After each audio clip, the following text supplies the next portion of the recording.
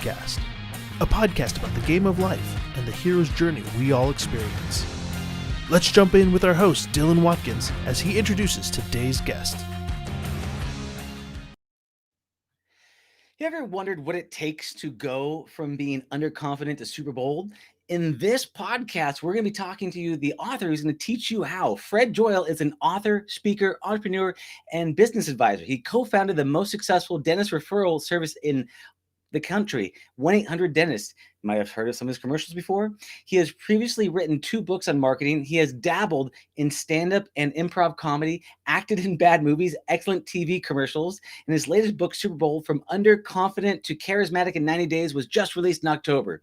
He has once beat Sir Richard Branson in chess and was also a question on Jeopardy. He is an avid cyclist, a below-average tennis player, and even worse golfer, and he lives in Los Angeles, California. So without any further delay, I'd like to welcome Fred. Thank you, Dylan. Hi, good to see you. Hey, brother, good to connect.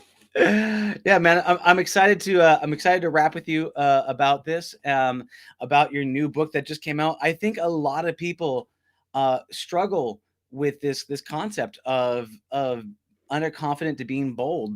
I think one of the things that I've noticed a lot of is people live lives of quiet desperation, where they go to the grave song on song, and they're so worried about what other people think and how other people view that they won't ever take action for themselves. So I think this is actually a really important topic to cover.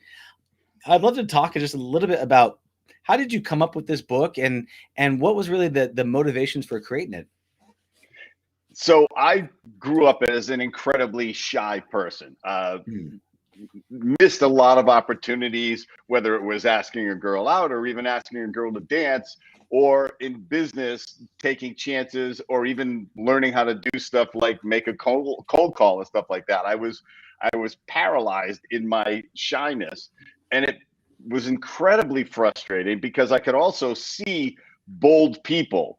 And I would see what they do, and I was like, why are they like this? I mean, why nothing stops them, right? They don't stop themselves, and I'm stopping myself all the time, and missing out on stuff and stacking up the regrets. And I eventually got so frustrated and realized if I was going to make a living and if I was going to have relationships, I had to force my way out of it. So I just kept pushing myself into my discomfort zone. And it was a long and arduous process.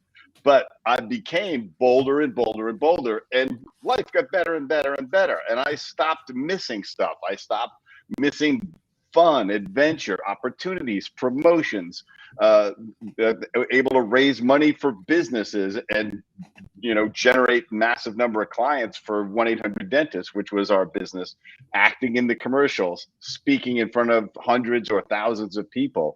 And I looked at how I transformed myself, and I thought, people need to understand this. I wish I understood how I got here at 15 or 20 years old. And so I was speaking to a group of high school kids, and I was brought in as a mentor, as one of the mentors in the group. And I did like a half an hour presentation of my life lessons. And one of the lessons was boldness is a superpower. And they really latched onto it, and they really came to me and said, yeah, but how?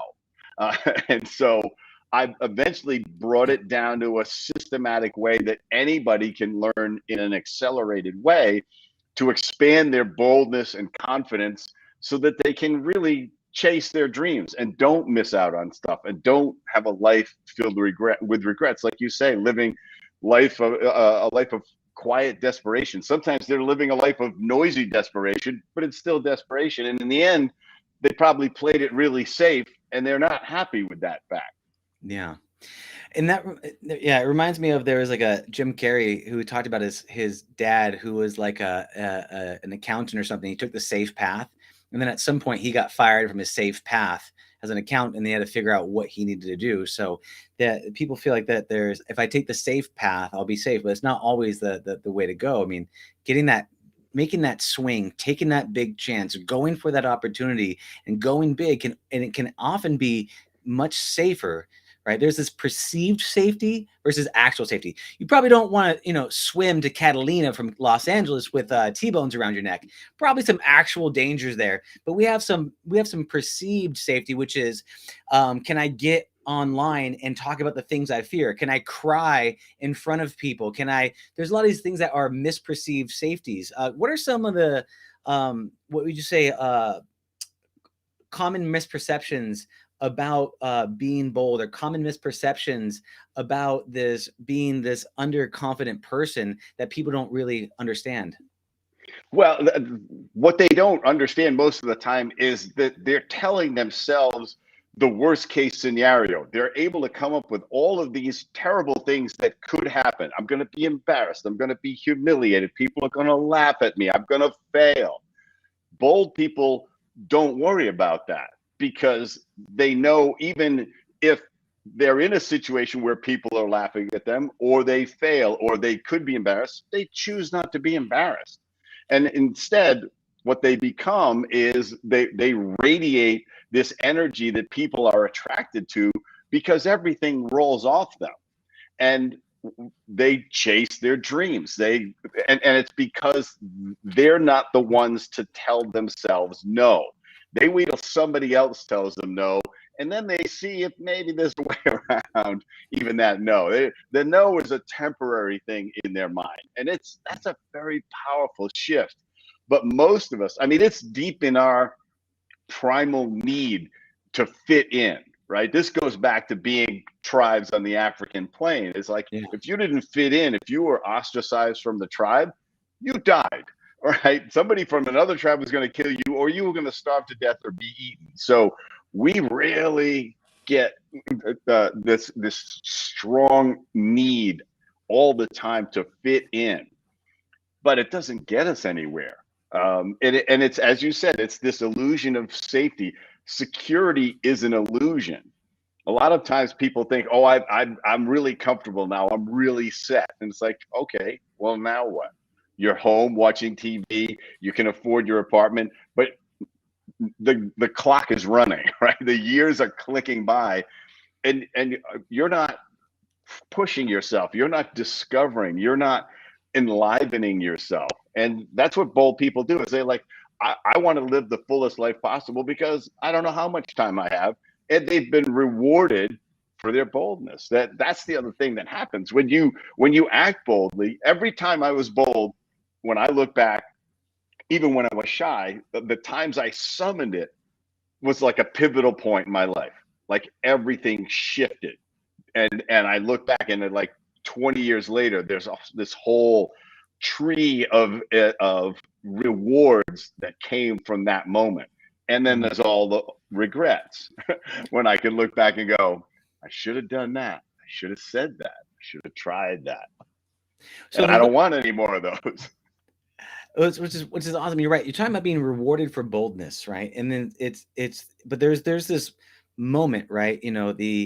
Between stimuli and action, there's a choice, a chance to respond, not just react, right? But often we are paralyzed by our own fears, self-worries, judgments, things like that.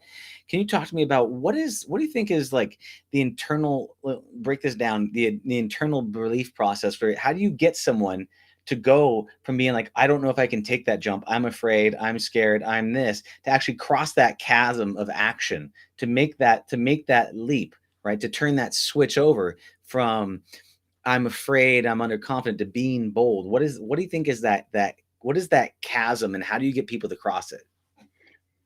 Sometimes it takes missing something really important, and they get frustrated enough that they go, I have to change.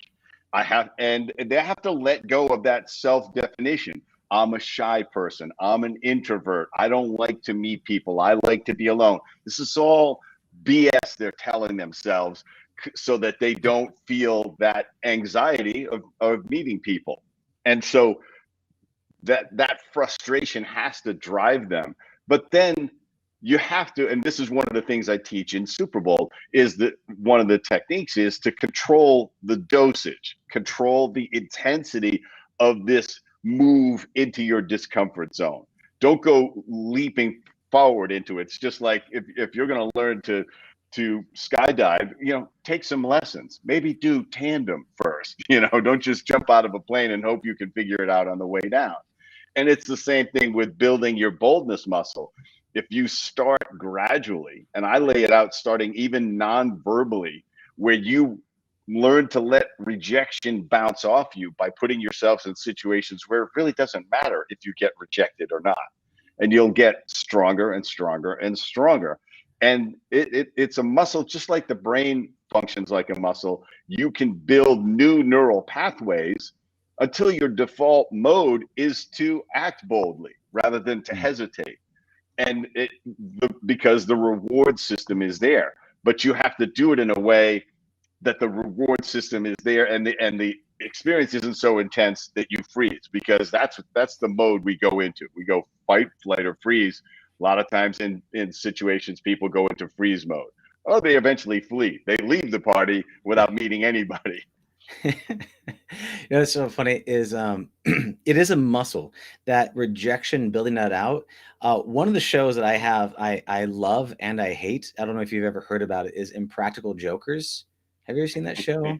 Yes. Yeah. It makes me so socially uncomfortable to sit there and watch those guys time and time again go into these social situations and eat food off of people's plates in a restaurant, to go in and do these activities.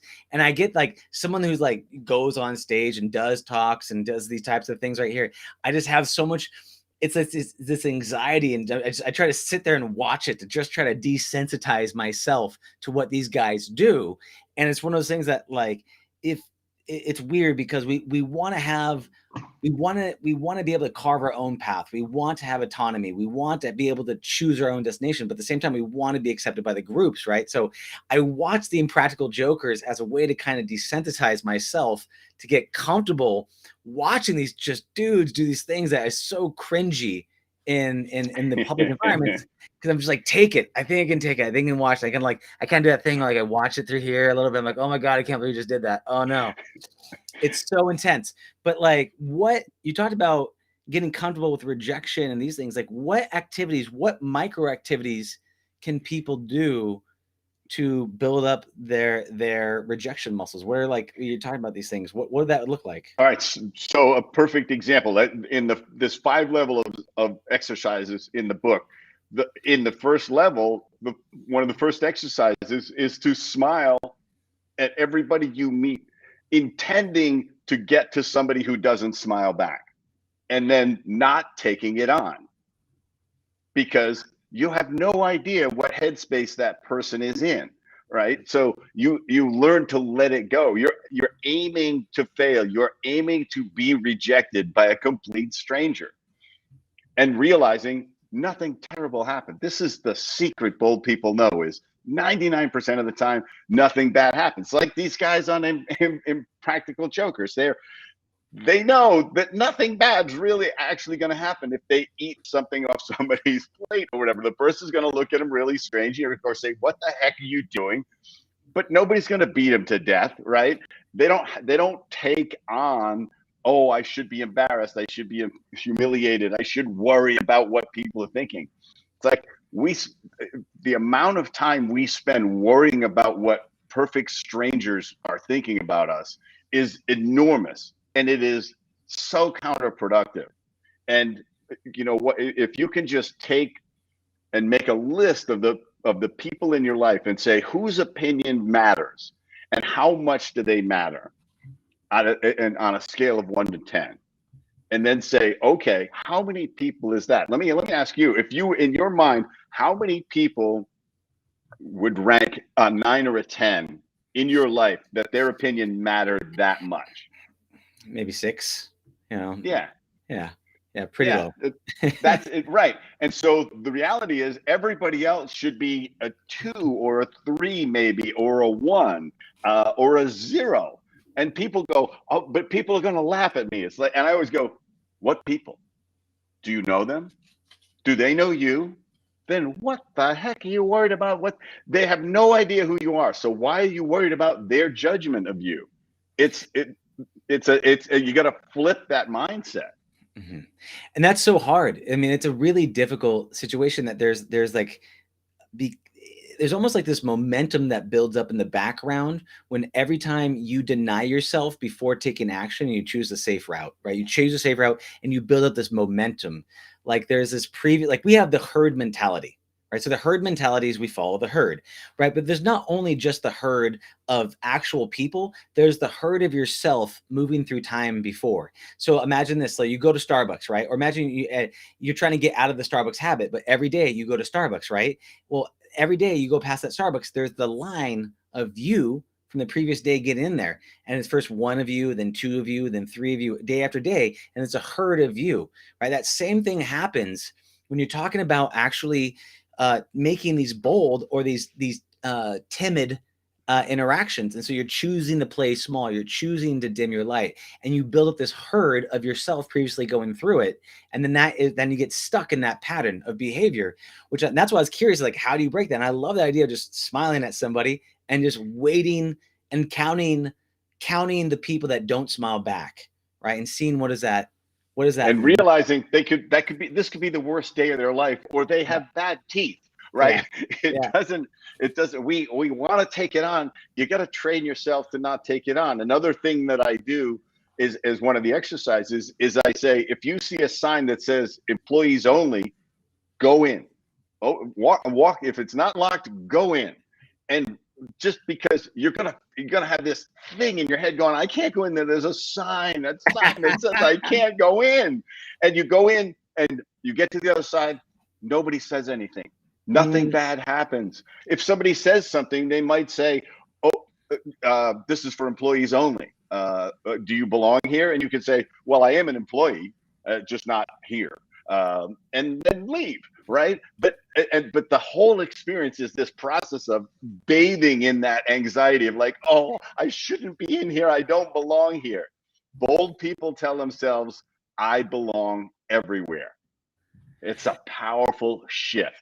That's what I'm looking for, those stories. So there's two things. There's mindset, skill set kind of stuff, right? And so what you have right now, you have experiences that shape your stories. Your stories shape your actions shape your habits, onward and upward, and out the door you go. Yeah. Right. And so if you're looking at that, that's what I'm really curious about. One of these micro, because sometimes people say, oh, just believe. And sometimes you got to do it without believing. Sometimes you just got to show up on stage. And so I love that. I love the path is like, I belong everywhere. It's a powerful story. It's a very powerful story. What are some other stories that bold people tell themselves? They tell themselves that they're going to get hurt. And they tell themselves that they've actually designed a life to pursue as comfortable and safe as a life as possible, because within that, it feels really good, except in the long arc of your life, it's really unfulfilling. It's really unsatisfying, because suddenly the decades start clipping by. And so what you have to do is go, what's actually rewarding? Where's the interesting stuff outside my comfort zone? I'm gonna try this unusual meal. And you know what? It might be terrible, but there's some part of you that went, hey, I actually tried something new. And when you trap yourself in your comfort zone, you diminish the quality of your life. And it's even worse if you find a mate who wants to do the same thing and you play it safe together for 40 years. What I want people to do is push their boundaries and take bold moves in their life. One, because we need bold problems solved. So we need people stepping up saying, I think I can solve the plastic problem in the ocean. I think I can keep that glacier from melting in Alaska. We need these people. Yeah. What's interesting is I do want to get back to what are the stories bold people tell themselves. And one of the things that I want to touch on that I think is important, that is, I think a lot of people want to be entrepreneurs, but a lot of people are afraid to do so. And they come up with all these excuses on why they can't. The challenge is, what bold people do is a lot of divergent thinking versus convergent thinking, right? So divergent is many possibilities for many answers, right? It's like convergence is you start at a point and you render it down to a result. And the thing is, we've been taught, like in school, you're not allowed to have divergent thinking. You can't go to the teacher asks you a question, you're like, that question's dumb. That doesn't work. You can't get by in that kind of pattern. So we've taught a lot of convergent thinking where there's only one answer, and the only way to do it is to refine that down and work that principle out the gate, versus bold people say, oh, you know what? I reject your reality. I'm gonna choose a different one and I'm gonna go this way. Right. And there's this divergent thinking, which I think is important. Right. That's one type of way of thinking. That's a storyline that bold people have. What are some other storylines that are like that, are either mindsets or stories that bold people tell themselves that they can have as this kind of mental model reality that they live by? So think about how often we are told that failure is bad. I mean, 12 years of school, 16 years of school, pass, fail, right? F, right? Failing is bad.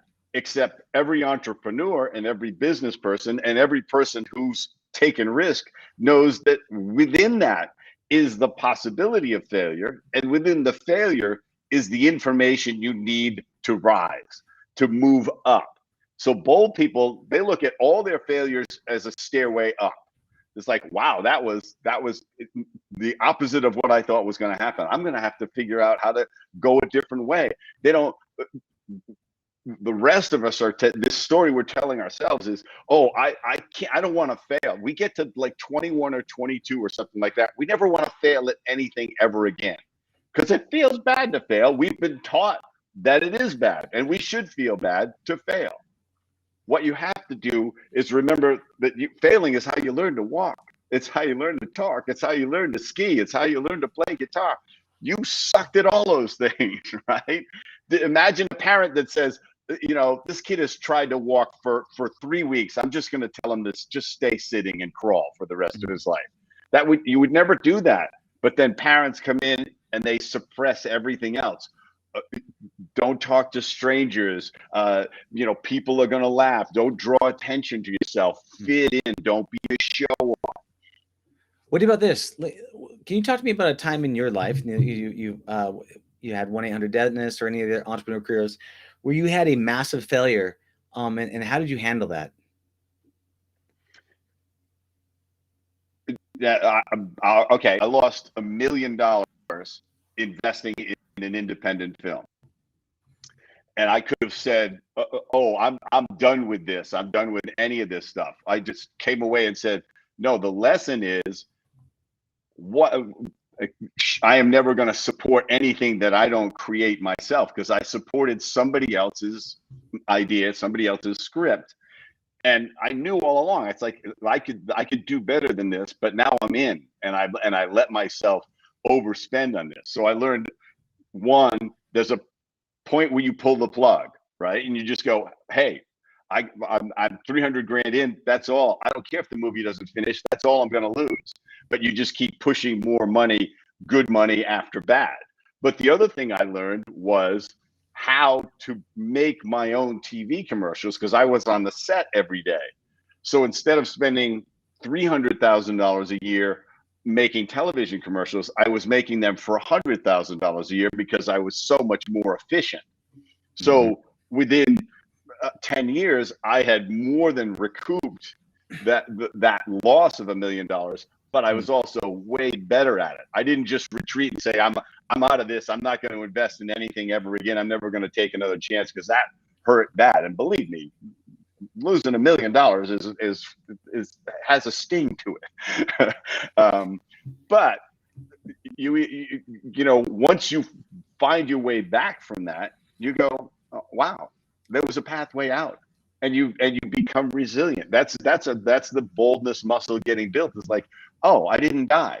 I just sat down and figured out what was there that I could learn from this. Yeah. That would.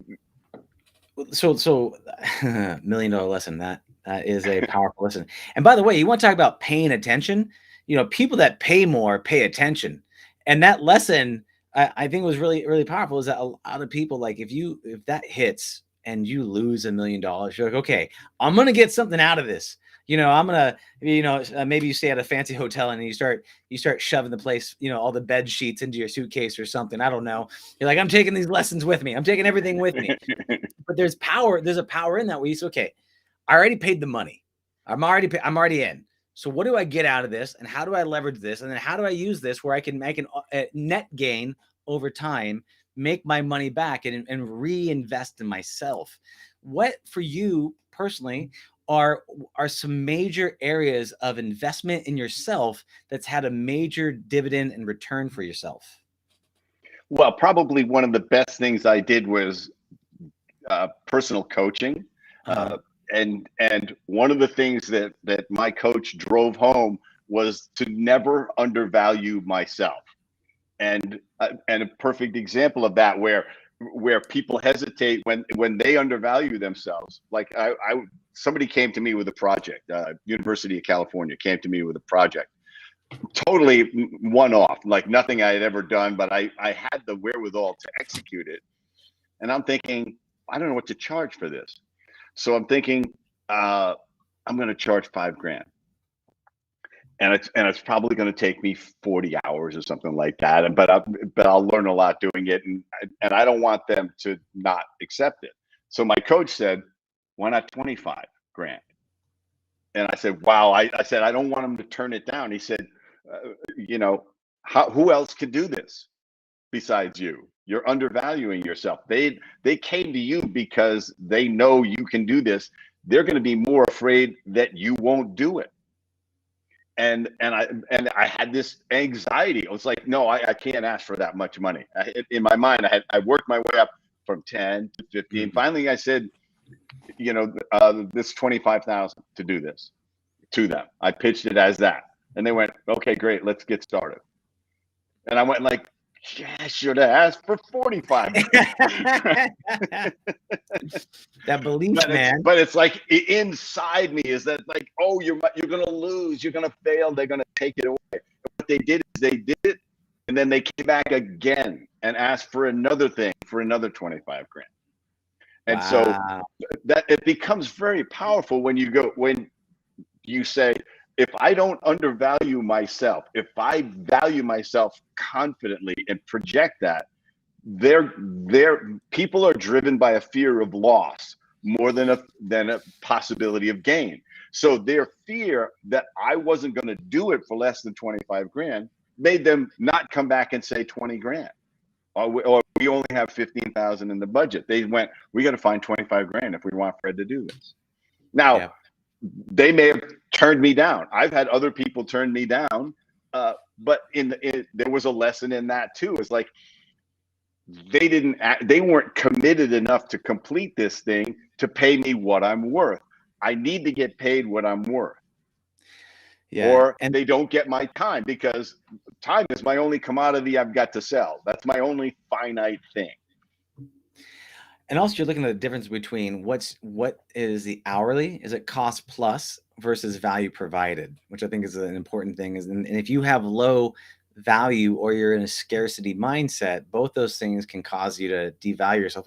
That's a great lesson where you look at it and go, okay, can anybody else do this besides me? Am I willing to walk away? And if you're willing to walk away and you understand the value that you bring, you can swing. But you have to be willing. If you're bold, you have to be willing to have someone reject you and be okay with that, because the people that make bold swings are the people that you don't always knock it out of the park. Babe Ruth. You swing and miss for sure. Yeah. And I've had pitches where I swung and I missed, and I said, but instead of going, oh, I wasn't worth the money, I went, no, I didn't pitch it right. Yeah. I got to figure out my pitch was wrong. I came at it the wrong way, or was too eager, whatever the heck it was. I didn't translate it to value. So instead they went like, wow, this is only going to take him like 30 hours. Why would I pay him $25,000? I never let them do that arithmetic. Yeah. It was like, I'm going to give you what you want and more, but I need to get paid to do it. Which is awesome. And so when you're talking about teaching this method, is this the pride method? Is this okay? So your pride method is, I'm assuming, some sort of acronym for action that allows you to go and cross that chasm from underconfident to super bold, right? And that's kind of what that's the method from where you're at to where you want to bring people to. Yeah, and so I can break it down fairly simply without, obviously I go into much more detail in the book. Sure. But you also said the book is a combination of shifting your mindset and then tactical application. Yeah. Because that's what the exercises are. But you have to move your mindset. You have to understand why and how you want to be bold, and then also understand some interacting techniques, communication, behavior, things to do, things not to do that a lot of people aren't taught. But the PRIDE method is an acronym for preparation, relaxing, insight, dosage, which I already mentioned, and everyday action. And so preparing is just how am I going to say it? Just like I said, if I'm going to ask for $25,000, I have to be prepared to pitch that. If I'm going to introduce myself to somebody across the room, I need to think about what I'm going to say before I walk over there, instead of hoping I come up with it. Nobody trains us in social skills growing up. They're too busy teaching us calculus and stuff like that. But you need to prepare what you're going to say. And preparation does two things. It gives you something to say, but it also provides the foundation for spontaneity. Yeah. You said that you're a below average tennis player, correct? Yes. Yeah. Did you ever read The Inner Game of Tennis? No, I don't. No. I didn't. Oh, okay. All right. There's a lot of continuity to this, which I think is actually a really powerful thing. That there's, I want to talk about this because it relates to this preparation, relaxation, insight, dosage, everyday actions. Is that when we're trying to learn something new, there's the critical mind and there's kind of like the flow in the moment mind, right? There's these two minds, right? And if the critical mind is trying to teach you something, you feel like that's the way you need to learn. You big dummy, you idiot, I gotta figure this thing out, right? It doesn't really give a chance for that inner flowy mind to figure stuff out. So a lot of what the Inner Game of Tennis teaches about is about that relaxation and that preparation to where you show up and you take action, you do, and you just kind of be aware of what's happening. You don't judge yourself, you just be aware and you go, okay, oh, well, that didn't work out with that situation. I went on stage, I presented, I ate a big bag and it was awful. And you're like, okay, cool. Okay, what do I need to do? How do I need to get better at that? And then you're going through that process. So I really like this preparing, but then relaxing in the moment, then taking those insights and going through it. It almost has a very kind of flow cycle to it. It really is, and they all reinforce each other. Your preparation relaxes you. Your ability to relax by breathing and changing your physiology is part of your preparation.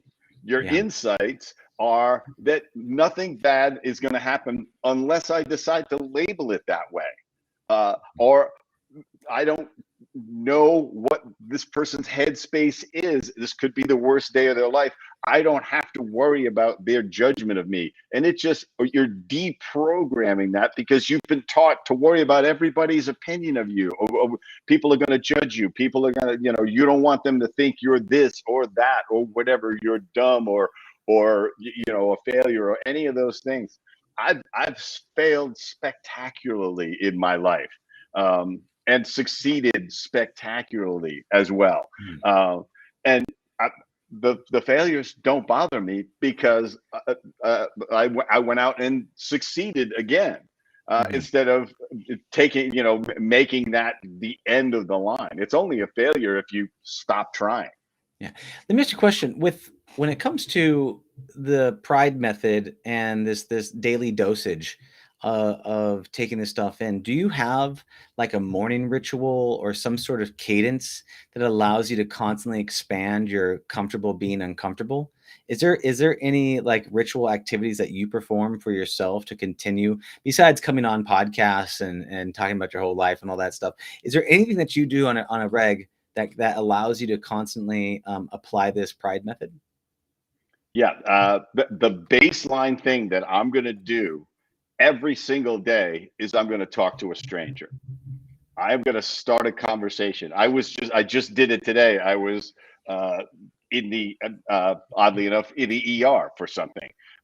And there was another guy there, and we were both sitting, and we were sitting like 6 chairs apart and something like that. And we were both not there for anything COVID related. And I said, and I just turned to him at one point and I said, it's a heck of a day to be in the hospital, heck of a time to be in the ER, isn't it? With everybody basically worried about COVID and everything. And yeah, and we ended up having 5 or 10 sentence exchange. That was it. I had no agenda except to interact with a human being. And that's the power of it, of that particular exercise, is you never have a hidden agenda. You never have an ulterior motive for interacting with them. You're just connecting with another human being. And you realize, one, how easy it is, and two, you're always hesitating to do, oh, well, maybe he doesn't, he probably doesn't want to talk to me, or he doesn't know me, or I don't want to offend him, I don't want to interrupt his day, whatever the heck it is. We're great at this. Dr. No is in our ear all the time telling us, no, don't do it. So I want to talk about that, because that is actually a really powerful thing. A lot of this underconfidence, almost all of it relates to dealing with other people, right? What will people think about me if I do this? What will I think of me if I fail? It's either what other people or yourself. For the most part, it relates to that social interaction, and sometimes the social interaction is you talking to yourself, because we have conversations with ourselves all the time, or at least I do, and it's a process. When you're talking about having this daily habit of talking to strangers, what is going on in your mind right before you open up the conversation? Because you don't always know, because you said it's not having an agenda, but like, how do you get yourself to open up? And you're in a situation where you may not feel comfortable talking to somebody, or you're maybe not feeling so talkative. How do you get yourself to take that action?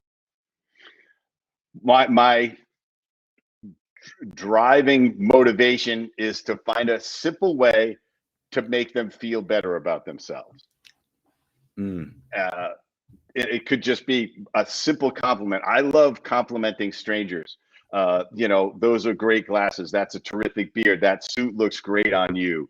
That handbag goes terrifically with that dress. I don't know how you picked it out, because I'm colorblind, but you just look amazing. And then you're done. You don't have to pursue it. It could turn into an hour-long conversation, but that's not your goal. Your goal is to reach into somebody's life and give them a little gift of feeling better about themselves. And you're just walking around doing that. And one of my favorite things that I've seen, you can go back and forth here. I just want to share it because I saw this recently. I was in Tulum just a couple days ago, and my friend's wife was with me, and she was walking past a stranger. And I want to share this for anybody else that saw this. I thought this was one of the coolest moves.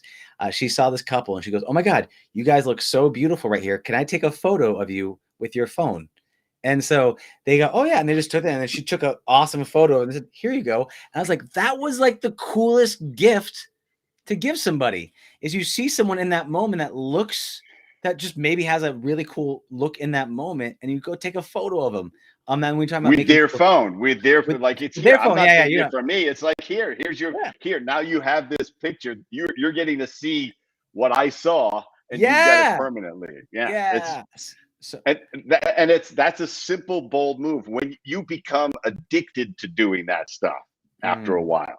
I mean, when I'm in an elevator, I talk to people. You know why? Because people don't talk to each other in elevators. It's the weirdest damn thing. It's like it's like we're in prison, right? And it's like, you better not make eye contact or look at anybody. Except in Australia, they all talk to each other. It's really hilarious. It's so fun. But that exercise alone, now there's way more. You're going to keep pushing yourself deeper and deeper into your discomfort zone, but you're doing it gradually. But that thing is so powerful because it gives you something, and you realize, oh, being outgoing, being boldness actually has its own reward. They don't have to turn into a client. They don't have to become my friend. I just made them feel good about themselves. I mean, I'll give you a perfect example. Sometimes I'll do this a lot at Starbucks. I'll get a Starbucks. I'll walk back in, and I'll go to the barista, and I'll look at them, and they're about to hear. They're worried. Oh, he's got a complaint about the drink, and I just say, I just want to let you know that this is absolutely perfect, and you have to know that, and it makes me so happy. And then walk away. Yeah. That almost reminds me of like one of my friends. He just loves to like randomly high five people and knuckle bump people. Like you just go by as those. Hey man, great job. Hey, knuckle bumps. Go past someone in the gym. Yeah. Nice move, man. And I think there's I think that's an awesome mindset to kind of get that comfortability. Now, what about when you're going to say something that isn't going to land so well? What are you going to say if you're going to have a conversation? It could be a significant person in your life. A spouse, a partner, a person, anybody in your life that isn't going to make them feel good, right? How do you get comfortable at doing that type of conversations? How do you get comfortable with the opposite side of the spectrum? One of the most powerful things that boldness does is it allows you to receive feedback, to invite feedback. So let's take it into something with a spouse. Your spouse is doing something that really bothers you. You can say,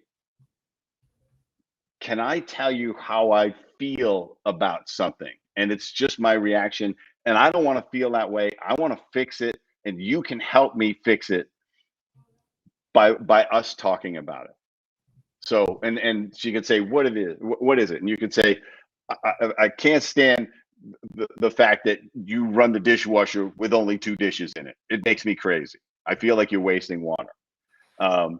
And she'll say, well, I don't like the smell of the dishwasher when stuff is in there because I don't rinse the dishes. And I say, well, why don't you rinse the dishes? And she said, because I don't like to waste water. And you go like, oh, so we actually both don't like to waste water. We just have 2 different approaches to it. And so you've invited, you don't come in with,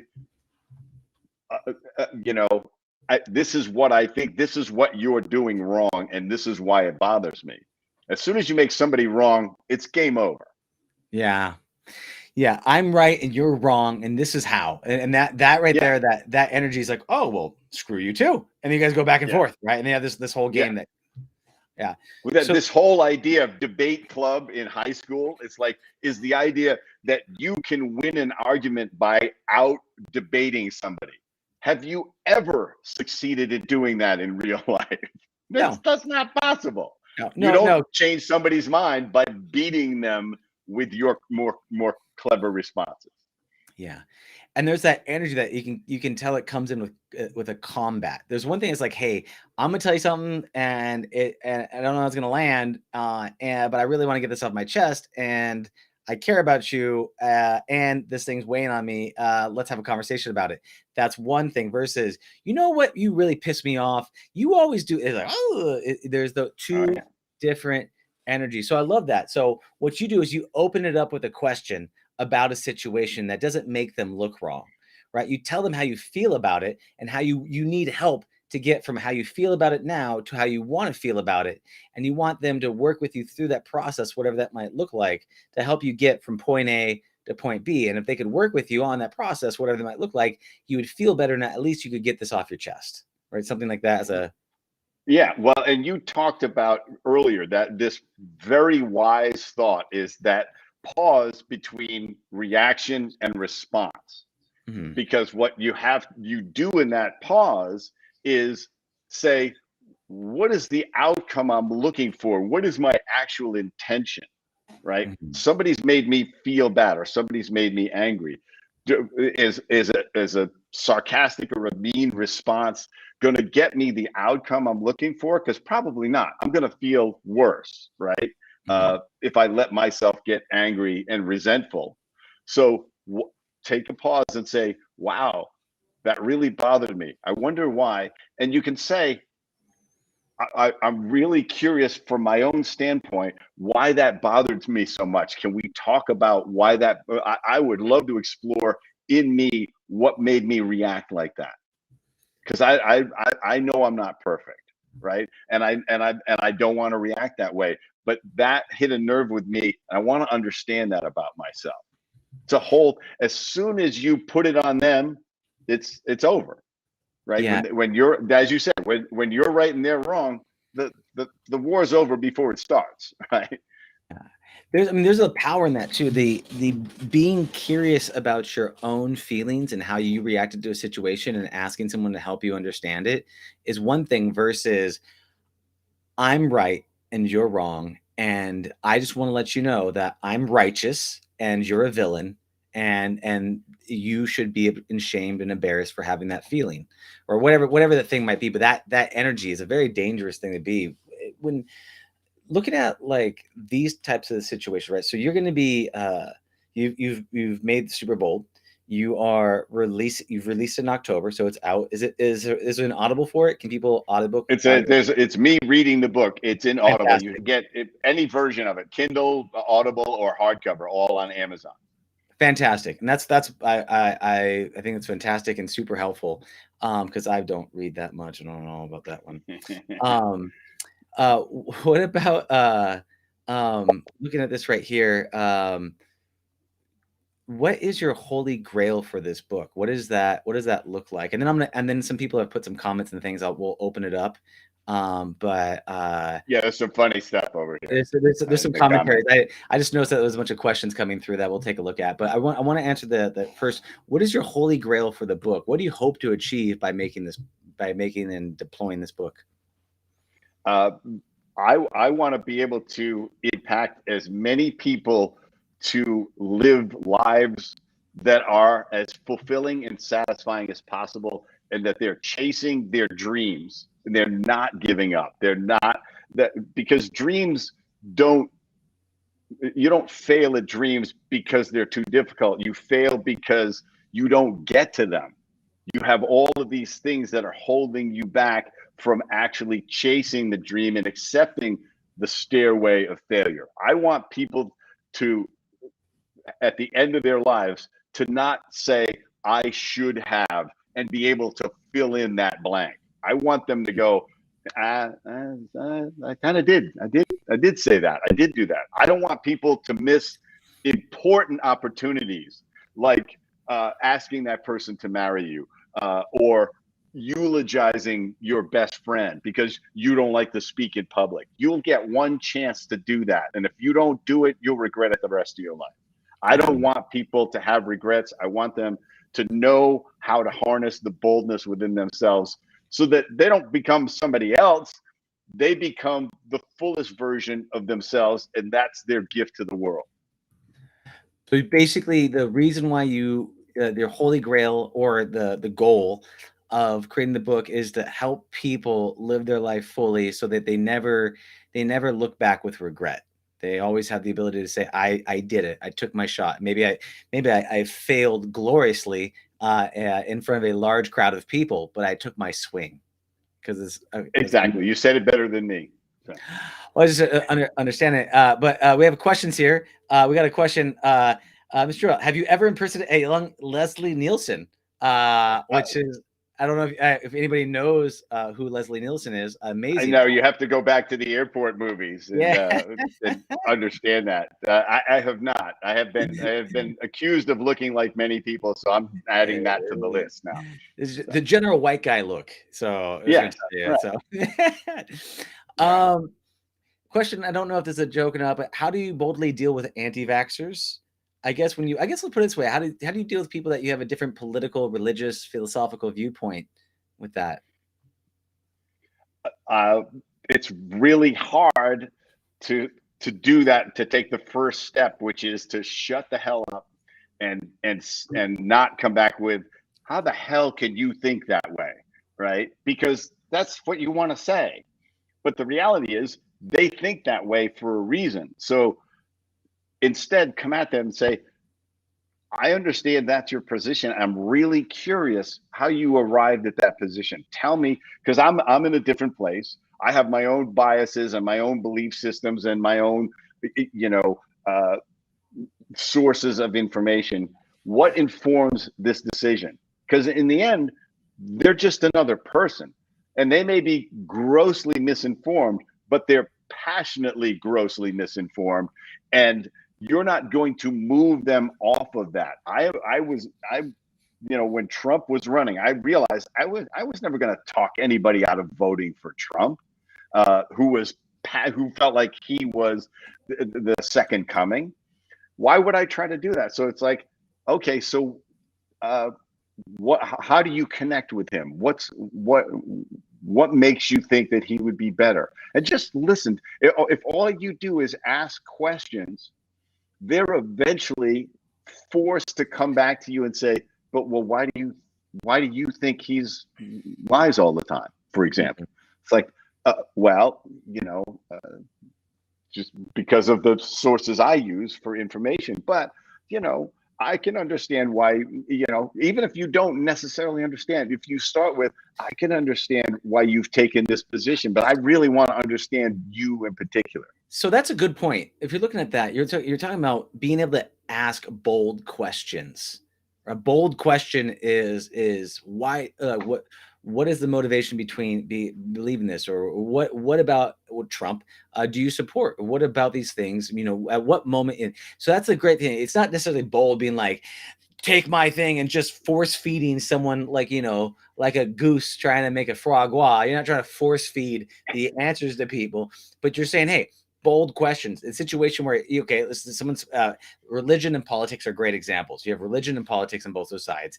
Can you ask bold questions, and can you dive in? That's not about necessarily like force feeding someone answers, but are you boldly able to listen? Are you boldly able to ask the questions that will rock the boat more so than anything? That seems like, and you're willing to say, underconfident people are very protective of their little fiefdom of ideas, right? It's like, I have to be right about something, or I'm not important enough. A bold person can perfectly comfortable saying, I could be completely wrong about this. Help me to understand why I might be wrong. And they may not persuade you, but now they're stuck with you being open-minded, which is really painful for them, right? Because they're in love with not being open-minded about this particular thing. Being able to boldly sit in the category of maybe is really powerful, because people it's my side or it's your side. Well, maybe. And being able to sit in that, because a lot of people fight or flight, right? You're going to fight or flight, but there's another thing to sit in that pocket on the area of going, I'm undecided, and I'm okay with being undecided. And let's have a conversation about being undecided. And I'm not trying to change you. I'm just trying to understand. And then walking away from a situation and not doing anything. Another exercise that popped in my mind about bold activities is going to a place and sampling a bunch of things, but not buying. Like going in like an ice cream place and having a bunch of samples, and they go, you want to buy? I go, no, I'm good. And then walking away for that sense of reciprocity that we all feel. So I just, as these things some people, they can't use the restroom in a place without buying something, right? It's like, I'll use the women's restroom, right? There's nobody in it, because there's technically no law against that. It's like, it's just a sign on the door, right? I'm not going to go in and mess the whole place up. I like it. It's cleaner than the men's room anyway. Almost always. I did that. I did in Vegas one time by accident. I didn't realize I went to the bathroom, and then I went into the bathroom and I was using the stall, and then all of a sudden women started to walk in, and then I was stuck in there, and there's like 4 women. I was like, oh no, how do I get out of the situation? I had to try to time it. Yeah, and I kind of had to walk out and wave at people as I ran out. I'm not saying it was necessarily bold. It was more of an accident. One of the questions that came up, and I just want to address this because here is, are bold-faced lies okay? Are bold-faced, what about being bold and lying? What's your policies and thoughts around that? None of my thoughts are about acting without integrity. It's not. I mean, con artists are incredibly bold. Cat burglars are incredibly bold. In fact, most people who do any kind of crime takes a certain amount of boldness. But that's a failed life in my mind. That's taken the power of boldness and using it to hurt people. I don't believe that a fulfilling, satisfying life is about getting over on other people, taking advantage of other people. That's not. I want you to have a life where you find the true reward of being generous, of making a difference, and having positive impact on as many people as possible. I love that. Boldness with integrity, right? Because boldness is acting in the face of fear or doubt, right? But the integrity is the reasons or the values that have you make those choices beyond whether I'm afraid or whether I'm not afraid or whether it's dangerous to myself. It's almost like the integrity piece is about the values and what's the meaning beyond the fear than necessarily the actual fear itself, because the boldness seems to be just the despite of fear. That's my understanding. What do you think, if this is your goal, right? This is your holy grail, is to help people not live lives of quiet desperations, to have them live a life without regret, to have them take action in spite of fear. What do you think is the dragon? What is the thing that you don't know if you can overcome to be able to make this holy grail goal achievable? The fact that people don't read. Audiobooks. I mean, it's eventually, I will do. That's why I do. I mean, I have, probably 50 times more digital sales of my book than I do of the printed version. But you can also get the exercises from my website, fredjoyal.com, because I want you to have a physical version of the exercises because you're going to be doing them. So for all these people who are reading digitally, I want them to have that resource. So I tell them that in the book, and I'm telling you now. But it's just, can I get out there? Can I dedicate myself and be disciplined enough to put this message out there and fail in my attempts? It could be that I put a 2-day workshop together that I think is going to be really powerful for people, and it's not. It doesn't transform them. They don't feel like it worked for them. But I'm going to try it, and I'm going to keep trying it. And if eventually the marketplace says this isn't ever going to work, then I'll find another way to get this message out there. Obviously, podcasts are a great way to get it out there. I'm going to have a podcast where I'm bringing bold people on and telling their story and how they got that way and what their failures were. And I think it's inspiring to people to know that I did this for myself. However bad off you think you are, however shy or underconfident you think you are, I'll go failure by failure and rejection by rejection and missed opportunity one-on-one with you. But I found a way out. It can be learned. It can be taught. It's not something you're born with. Some people are lucky enough to be that way, or they didn't get it programmed out of them to be bold. But they should just inspire you.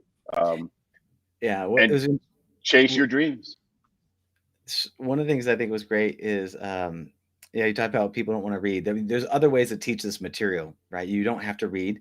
I mostly listen to audiobooks. I eat audiobooks for breakfast, lunch, and dinner. So that's why it was one of my first questions I asked you, because if it's in written form, I can. It's just a challenge. The best way is to actually have your Kindle or whatever and read it while you're listening to an audiobook. You're actually taking it in 2 different points at the same time. So an advanced trick is if you read it and you listen to it at the same time, the retention goes up. And that's one of the things I do if I'm super serious about a book or any of these materials. I also recommend making a virtual reality experience. As being a VR developer, I highly recommend you could actually create a metaverse boldness application that would allow people to do boldness activities and exercises inside a virtual world or inside the metaverse. And you could gain confidence inside a virtual metaverse application that you could then take into the physical world because of mental models and things like that. So that would be something I'm just going to put a little bug in your ear on that one. If you ever get around to the whole metaverse, I love it. Yeah. There's a huge applications for that. There's a lot of phobias, exercises and things like that in VR that people do to get over it. And it's one of the best use cases for using virtual reality in case people don't read or they don't listen to audiobooks. Maybe that's another pattern for you to get to. Because this is about taking action. It's the experience of acting boldly that changes you. You can read about it all day long. I'm only getting my mindset shifts so that you have logic that you can counter your negative programming with. But eventually, you got to go smile at strangers. You got to talk to strangers. You got to do crazy stuff and realize nothing bad happens. It happens over time, man. I mean, for example, like this podcast. I mean, I started this like a year and a half ago, and at first I was terrified. I did my first 10, and I was just like, oh my God, they were so bad that I burnt them all and got rid of them all. And it's, I can't do this. Right. Now it's just so like, after doing so many, I'm just like, whatever, man. Like, it's like, it just, you get that action. But before it was so terrifying, it was impossible. And now it's weird. You look back and it feels like nothing. There's this weird chasm. On the front side of it, it seems impossible. On the back side of it, it seems like nothing. And so it's just a weird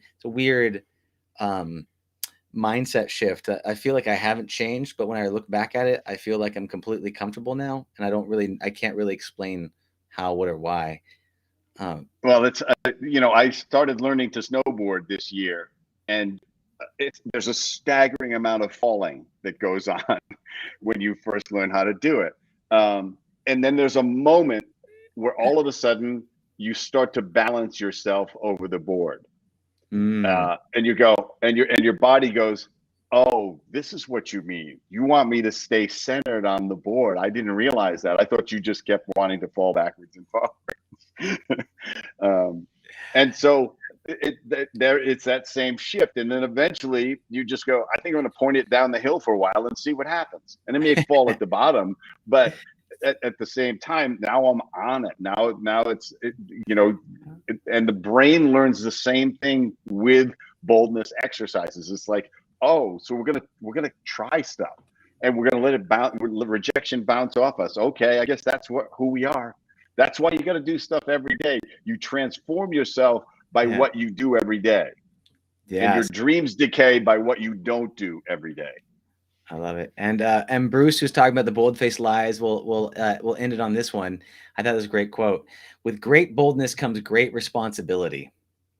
Thank you, Bruce. True enough. Appreciate that, Bruce. One.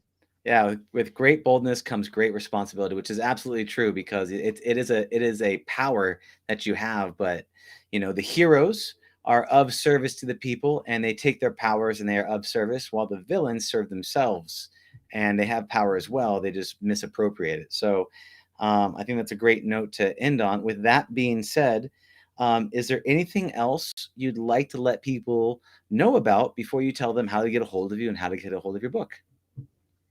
No, I think let's go right back to what we talked about at the beginning. That mantra of saying, I belong everywhere, is transformational.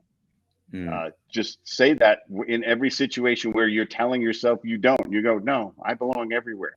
I belong here. I belong in this place. I think it's beautiful. I belong everywhere. You could change the world. It's fantastic. And then, Fred, if people want to get a hold of you or get a hold of your book, how do they find you? How do they find your book? What does that look like? FredJoyal.com is my website. You can download the first chapter of the book there. You can download the exercises. And my book is not in bookstores because it's self-published, so you can get it on Amazon in all forms. And you can always, if you want a half-hour consultation with me, you can book that on my website too. If you go like, I'm too shy, I can't even get out of the house, I'll get you out of the house. So I'll get you talking to strangers.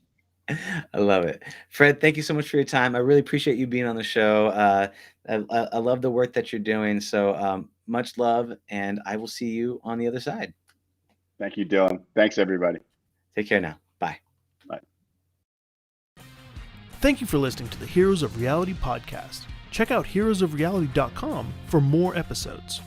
While you're there, you can also take the Heroes quiz to find out what kind of hero you are. Or, if you have a great story and want to be on the podcast, tell us why your hero's journey will inspire others. Thank you for listening. See you on the